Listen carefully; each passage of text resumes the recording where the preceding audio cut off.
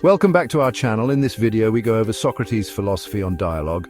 Kindly consider expressing your appreciation by liking and subscribing. Socrates, the name alone evokes images. A man, disheveled perhaps, wandering the bustling Athenian marketplace. He engages others, not in idle chatter, but pointed questions. Socrates wasn't big on lectures. He believed true wisdom resided within, needing extraction, not imposition. His tool, dialogue. Imagine these dialogues as verbal sparring matches. Socrates would dissect arguments, expose contradictions. His questions, simple on the surface, concealed depth. This was a quest for truth. Socrates claimed no superior knowledge. The only true wisdom is in knowing you know nothing. His dialogues ignited the flames of inquiry. He sought to make people think, to challenge their assumptions. This made him unpopular in certain circles. Power often prefers compliance to critical thinking. Socrates pressed on, becoming a gadfly to Athenian complacency. His sting, though irritating, carried a vital purpose: to awaken us from the slumber of unchallenged beliefs. Let's delve into the Socratic method. Why was dialogue central to his philosophy? Socrates believed genuine understanding couldn't be spoon-fed. It had to be wrestled with, argued over. Dialogue provided the perfect arena for this intellectual wrestling match. Imagine learning to swim by reading a book. True understanding comes from practice. Dialogue for Socrates was like jumping into the water. It was about actively engaging with ideas, the clash of perspectives, the moments of sudden insight. It's exhilarating. Socrates understood the power of this intellectual drama. Now, Socrates' life, unfortunately, wasn't all stimulating dialogues and philosophical breakthroughs.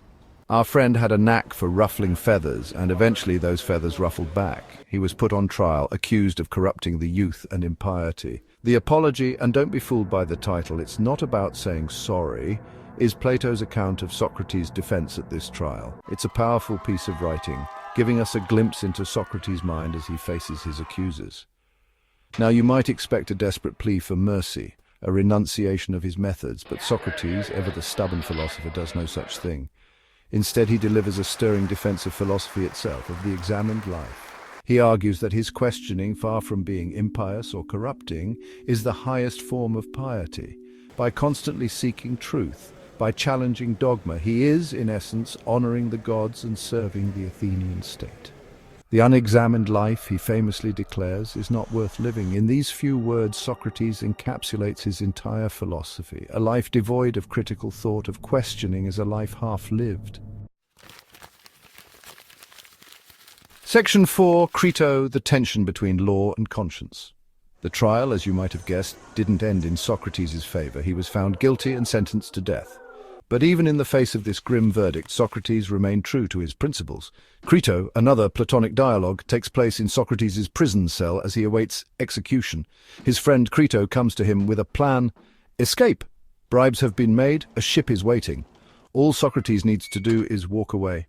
Here we see Socrates wrestling with another fundamental philosophical dilemma, the tension between individual conscience and the laws of the state. Should one obey unjust laws, or does individual morality supersede societal rules? Socrates, in typical fashion, dissects the arguments, weighing the moral implications. He ultimately chooses to stay, arguing that to flee would be to undermine the very laws that govern society, even if those laws have condemned him unjustly.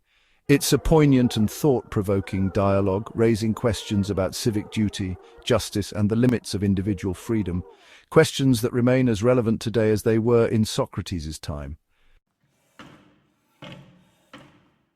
Section 5, the legacy of the unexamined life.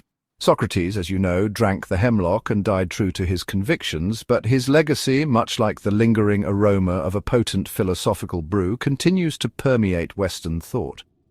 The Socratic method, with its emphasis on dialogue and critical inquiry, became a cornerstone of Western education.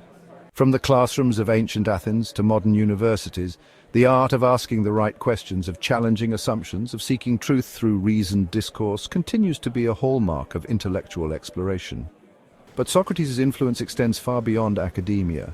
His ideas have seeped into the very fabric of our culture, shaping our understanding of justice, ethics, and the importance of individual thought. Think about it. Every time you question a received wisdom, every time you challenge dogma, Every time you engage in a debate that forces you to confront your own biases, you are, in a way, tapping into the Socratic spirit. Section 6. Echoes of Socrates. Socrates' impact is evident in the works of countless philosophers who came after him. Plato, his most famous student, immortalized his teachings in his dialogues, ensuring their transmission through the ages. Aristotle, a student of Plato, further developed Socratic ideas, laying the foundation for Western logic and scientific inquiry. The Stoics, with their emphasis on virtue and reason, owe a debt to Socrates' emphasis on living an examined life.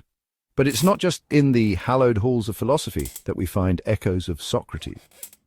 His ideas resonate in the writings of playwrights, novelists, and political thinkers throughout history. His emphasis on individual conscience can be seen as a precursor to modern concepts of human rights and civil disobedience. His relentless pursuit of truth continues to inspire those who fight against injustice and oppression.